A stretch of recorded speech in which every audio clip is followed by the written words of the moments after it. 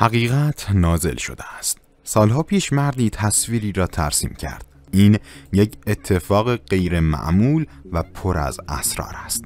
در آن زمان این نقاشی فقط یک عکس بود، اما امروز بسیار بیشتر از یک عکس است. قبل از تماشای این ویدیو کانال یوتیوب ما را سابسکرایب کنید و دکمه زنگوله رو بزنید و برای حمایت از ما فقط کافی است که این ویدیو رو لایک کنید و در ادامه با کانال اسرار پنهان همراه باشید.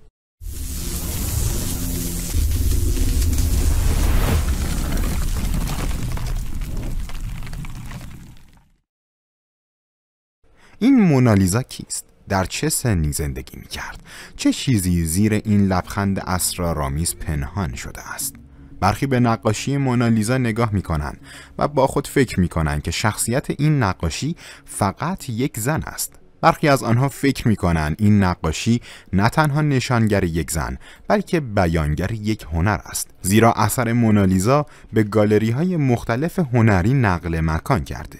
با جزئیات دقیق با استفاده از نسبت طلایی تکامل پیدا کرده و تصویری است که 2 بار در 500 سال به سرقت رفته و 1 بار با اسید از بین رفته است. اینها ویژگی هایی است که این نقاشی رو منحصر به فرد می کند. این اثر بزرگ خلاصه مهارت لئوناردو داوینچی به عنوان نقاشی برجسته دنیا است. لئوناردو داوینچی کمتر از 20 نقاشی در زندگی خود دارد، ولی همانطور که از آخرین اثرش یعنی شام آخر معلوم است، اسرار و رمز و رازهای زیادی در آثار او نهفته است که باید رمزگشایی شود. ولی سوال اصلی اینجاست: علت این همه رمزگذاری چیست؟ چه چیزی باعث می شود که لئوناردو در دفترهای خود نوشته‌هایش را برعکس بنویسد تا آنها دزدیده نشوند و خواندن آنها دشوار باشد؟ او همچنین برخی از یادداشت‌های مهم خودش را به صورت مخلوط و به هم آمیخته نوشته.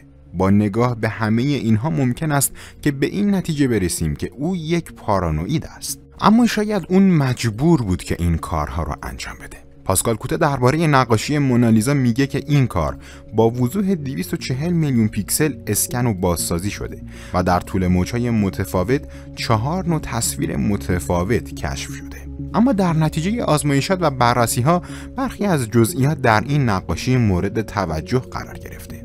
اکنون زمان اون فرا رسیده که اسرار ذخیره شده این تصویر رو فاش کنیم. محققی به نام استیونسون و همکارانش یک کپی با وضوح فوق‌العاده از این تصویر تهیه کردند و روزها روی این اثر مطالعه کردند. یک روز اونها متوجه یک چیز عجیب در زیر پلی که در سمت راست تصویر قرار داره میشن. اونها متوجه میشن که این یک عدد 7 و 2. این تیم در ادامه تحقیقات خود زمانی که به چشمان مونالیزا نزدیک میشن، خطوط ایستاده کمرنگی رو مشاهده میکنن که با کمی دقت در چشم راست اون حرف ال انگلیسی و در چشم چپ اون حرف اس انگلیسی رو مشاهده میکنن. خب تا اینجا یک 4 نشونه پیدا شده: عدد 7 و 2 و حروف ال و اس. برای پیدا کردن منظور لئوناردو منظره پشت مونالیزا رو نگاه میکنیم. یک شهر کوچیک به نام بابیو مشخصه. توی این شهر قبلا خود لئوناردو زندگی میکرده. در تصویر یک قلعه که مربوط به زمان قرون وسطا است، رودخانه کارلینگ، تپه‌های مرتفع و پل سنگی که در سمت راست نقاشی واقع شدن نمایش داده میشه. پلی که در نقاشی میبینی در سال 1472 میلادی در یک سیل تخریب میشه و کمربند بزرگ این پل کاملا نابود میشه. ولی متاسفانه اطلاعاتی در مورد ترمیم این پل موجود نیست. ولی بیاین برگردیم سر بحث نشونه ها. به نظر شما عدد 7 و 2 به چه علت توی نقاشی توسط لئوناردو نمایش داده میشن؟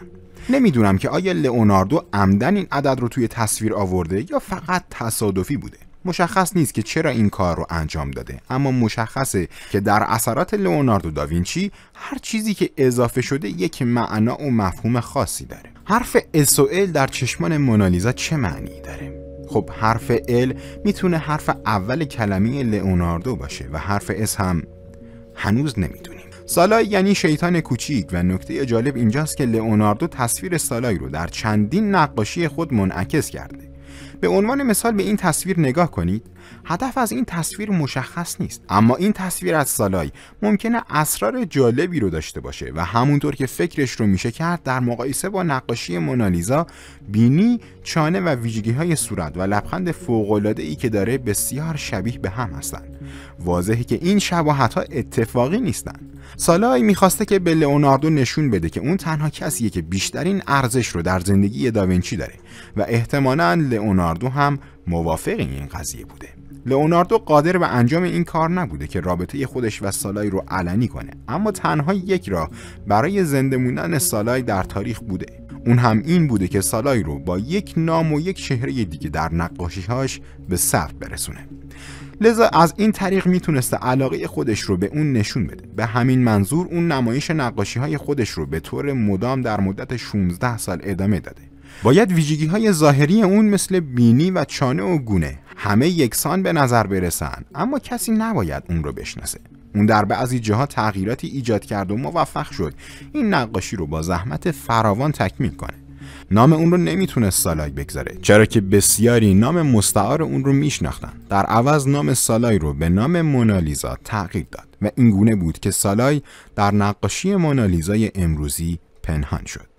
البته بهتره که در همینجا بگیم که همه اینها ممکنه فقط یک نظریه باشه، اما وقتی این پازل ها رو کنار هم میچینیم، حقیقت اینگونه به نظر میرسه که اینها اسرار پنهان شده در نقاشی های لئوناردو داوینچی هستند. تا اینجا منظور از حرف SOL درون چشم مونالیزا رو میتونیم بفهمیم.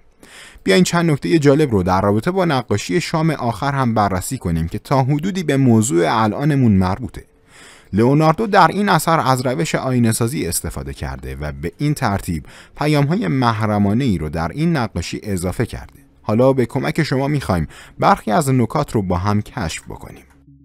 به نقاشی دقت کنید. یک جای این نقاشی مخاطب فکر میکنه که لئوناردو سعی داره که خودش رو پنهان کنه و با دست خودش شکلی رو به ما نشون بده. این علامت ایلومیناتیه. اما نکته جالب اینجاست که ایلومیناتی سازمانیه که در قرن 18 تأسیس شده و داوینچی در قرن 15 زندگی میکرده. در این نقاشی ما نشان یک چشم رو هم میبینیم که این نشان دجال و شیطان پرستی.